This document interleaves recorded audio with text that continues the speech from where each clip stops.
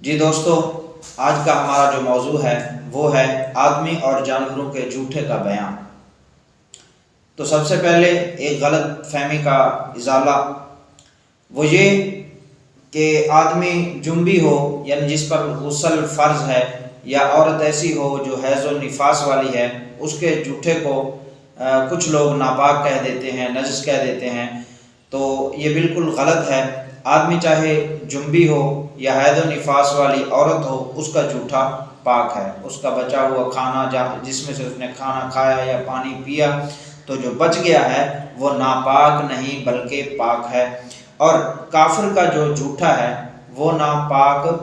نہیں ہے، وہ پاک ہے، لیکن بچنا اس کے لیے بہتر ہے۔ جیسے انسان تھوک، رینٹ، اسے گھن کھاتا ہے اور اس کو ناپسند کرتا ہے، اسی طرح کافر کے جھوٹے سے بچنا چاہیے، گھننا نہیں چاہیے، کیونکہ وہ جو ہے کافر ایک غیر مسلم ہے، اس کے جھوٹے سے بچنا بہتر ہے۔ تو محترم، کسی کے منہ سے اتنا خون نکلا کہ اس خون کی سرخی جو ہے، لال رنگ، سرخ رنگ جو ہے وہ تھوک پر غالب ہے، تو اب وہ تھوک جو ہے وہ ناپاک ہو جائے گا، اور اس کا جو پینا ہے وہ بھی ناپاک ہوگا، کیونکہ اس میں خون شامل ہو گیا ہے۔ اگر وہ سرخی جو ہے، خون کی سرخی تھوک سے جاتی رہے، بار بار وہ تھوکتا رہا، یا اس نے پانی پیا، اگرچہ وہ پانی جو اندر چلا گیا وہ ناپاک ہے، مگر اتنا پانی پیا کہ وہ منہ جو ہے اس سے صاف ہو گیا، منہ کی سرخی جو ہے، خون کی سرخی وہ جاتی رہی، تو وہ پانی پاک ہو جائے گا۔ تو محترم، اس طرح کرنا، بعض اوقات منہ میں خون آ جاتا ہے، دانت سے خون نکل آتا ہے، تو لوگ جو ہے وہ تھوک آگے نکل جاتے ہیں یا پانی اسی طرح پی لیتے ہیں بغیر کلی کیے، وہ خون صاف کیے بغیر پانی پی لیتے ہیں۔ تو ایسا کرنا ناجائز اور گناہ ہے، کیونکہ انسان کا خون جو ہے وہ ناپاک ہوتا ہے۔ تو ناپاک اور نجاست والی چیز انسان مسلمان جو کھائے پیے گا تو وہ گناہ گار ہوگا۔ تو اسی طرح کسی نے شراب پی اور فوراً پانی پی لیا، شراب پی، کیونکہ شراب نجاست ہے، فوراً پانی پی لیا، اب اس میں سے جو پانی بچا ہے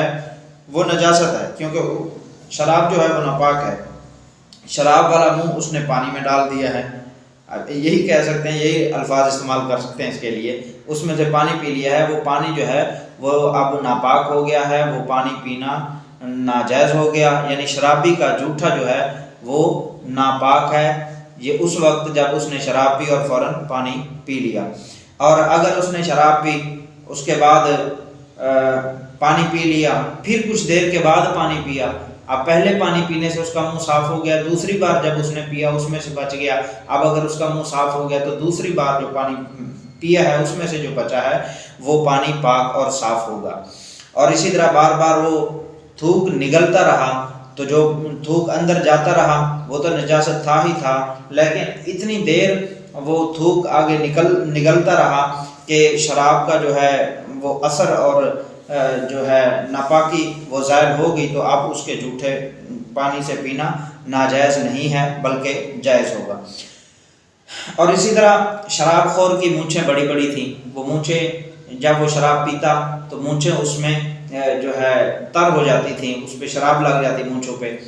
اس کے بعد اس نے پانی پیا، مونچھیں صاف نہیں کی، پانی پیا صاف، ظاہر ہے کہ پانی کے اندر بھی وہ مونچھیں جائیں گی، وہ شراب والی ہوں گی، نجاست ہوں گی، تو وہ پانی جو ہے وہ پینا بھی ناجائز ہوگا، کیونکہ وہ پانی ناپاک ہو چکا ہے۔ اگر اس نے مونچھیں صاف کی ہیں تو پھر جو ہے پانی پیا ہے، شراب کا اثر جو ہے وہ پانی کے اندر نہیں ہے، تو اب وہ پانی پاک ہوگا۔ اور آگے بڑی ہی پیاری بات دیکھیں، یہ فقہ کی کتاب ہے، اور فقہ کی کتاب میں ہمیں کیا کچھ سننے کو مل رہا ہے کہ مرد کو غیر عورت کا اور عورت کو غیر مرد کا جھوٹا اگر معلوم ہو کہ فلانی کا جھوٹا ہے، بطور لذت کھانا پینا یہ مکروہ ہے، مرد بھی غیر محرم ہے اور عورت بھی غیر محرم ہے، اب یہ ایک دوسرے کا جھوٹا معلوم بھی ہو کہ فلاں کا ہے، لذت کے لیے یہ کھانا پینا یہ مکروہ ہے۔ دیکھیں دین اسلام کتنی احتیاط بتاتا ہے اور کتنی غیرت اور شرم و حیا کا سبق دیتا ہے کہ وہ عورت یا مرد وہ کٹھے نہیں بیٹھے، دور دور ہیں، لیکن پتہ ہے کہ اس میں سے فلاں نے کھایا ہے یا پیا ہے، مگر شریعت فرماتی ہے کہ اگر اس میں سے بطور لذت کوئی چیز کھاؤ گے یا پیو گے تو یہ مکروہ ہوگا، اس سے بچنا چاہیے۔ اور اگر بطور لذت نہ ہو، بطور تبرک ہو، یعنی کسی عالم دین کا ہے یا کسی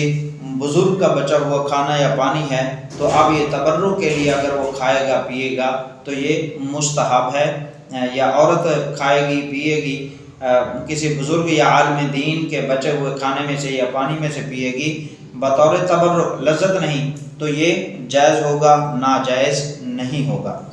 اور فرمایا جن جانوروں کا گوشت کھایا جاتا ہے، چوپائے ہوں یا پرندے ہوں، تو ان کا جوٹھا جو ہے وہ پاک ہوتا ہے، جیسے گائے، بھینس، بکری، کبوتر، تیتر وغیرہ، ان کا جوٹھا جو ہے وہ پاک ہوتا ہے، پانی بچ گیا اس میں سے پی سکتے ہیں۔ لیکن یہ جانور، کچھ جانور جو ہیں یہ جگالی کرتے ہیں، جگالی اردو میں بولا جاتا ہے، پنجابی سرائکی میں وہ گالی بولتے ہیں اس کو، وہ جو جھاگ نکلتی ہے نا وہ ناپاک ہوتی ہے۔ اگر وہ جھاگ والا سسٹم ہے، اس کے منہ میں جھاگ ہے، اس نے پانی پیا تو اب وہ جھاگ اس پانی میں گئی تو وہ ناپاک ہو جائے گا۔ اگر وہ جھاگ نہیں، جگالی اس نے کی ہے، وہ جھاگ جو ہے وہ ختم ہو چکی ہے، یا جگالی نہیں کی، منہ اس کا صاف ہے، اب اس نے اگر پانی پیا ہے تو وہ پاک ہوگا۔ بہرحال جگالی سے جو جھاگ نکلتی ہے وہ ناپاک ہوتی ہے۔ اور اسی طرح جو مرغی چھوٹی پھرتی ہے اور غلیظ پر منہ ڈالتی ہو تو اس کا جوٹھا مکروہ ہے۔ مرغیاں ویسے دیہاتوں میں ایسے چھوٹی پھرتی رہتی ہیں، وہ غلاظت میں منہ مارتی ہیں، اگر نجاست لگی ہوئی ہے، اس نے پانی پیا ہے تو یہ پانی ناپاک ہو جائے گا، اور اگر پتہ نہیں ہے ویسے چھوٹی پھرتی ہے تو اس کا جوٹھا جو ہے وہ مکروہ ہوگا۔ اگر گھر میں بند رکھی ہے، اس کو جو ہے خوراک وغیرہ خود دیتا ہے، ادھر ادھر نجاست میں وہ منہ نہیں ڈالتی، اب اس کا پانی، اس کا بچا ہوا پانی جو ہے وہ پاک ہوگا۔ اور فرمایا اسی طرح بعض گائیں ایسی ہوتی ہیں جن کی عادت ہوتی ہے وہ غلیظ کھاتی ہیں، غلیظ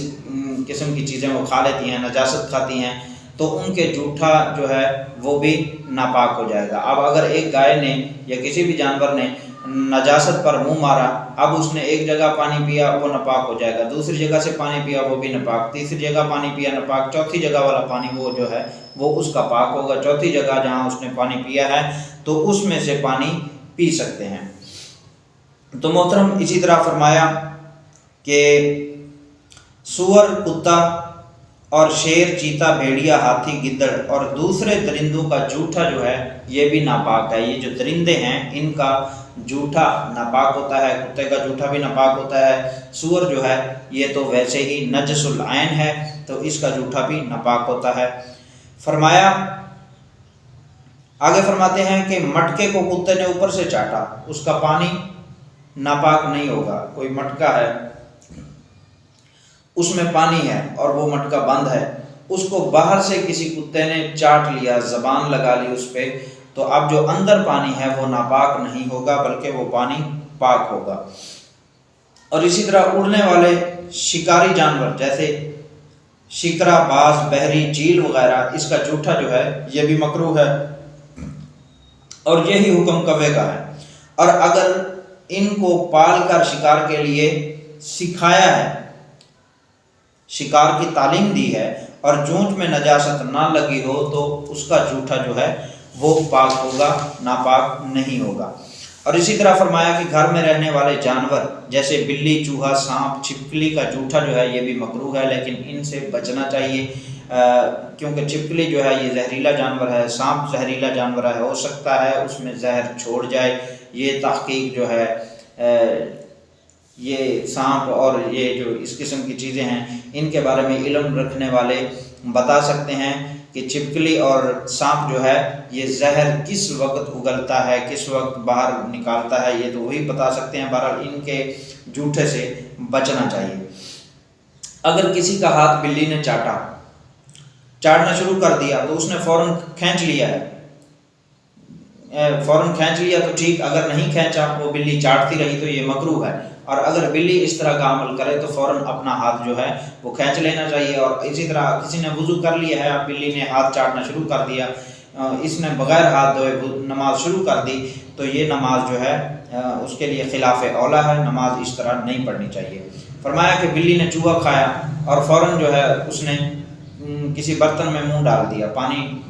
پڑا تھا، پانی پینے لگ گئی، تو اب اس نے چوہا جو کھایا ہے اس کا خون اور نجاست جو ہے اس کے منہ پہ لگی ہوئی ہے، اس وجہ سے اس کا جھوٹا ناپاک ہو جائے گا۔ اگر اس نے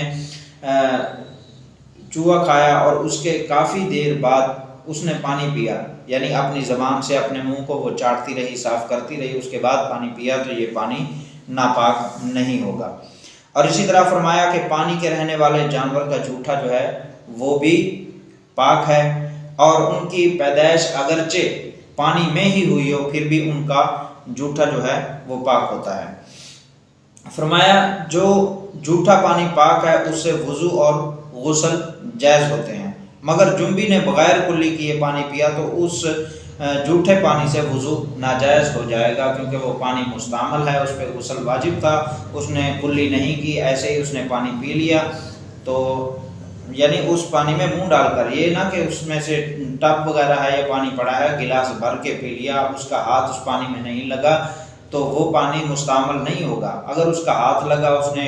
بغیر کلی کیے منہ لگا کر پانی پی لیا تو وہ پانی مستعمل ہو جائے گا۔ تو محترم اسی طرح فرماتے ہیں، فرمایا کہ جس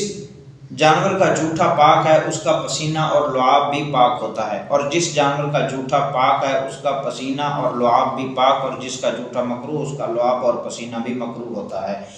گدھے اور خچر کا پسینہ جو ہے یہ پاک ہوتا ہے، اگر کپڑے پر یہ لگ جائے تو اس سے کپڑے ناپاک نہیں ہوں گے، اور یہ جو ہے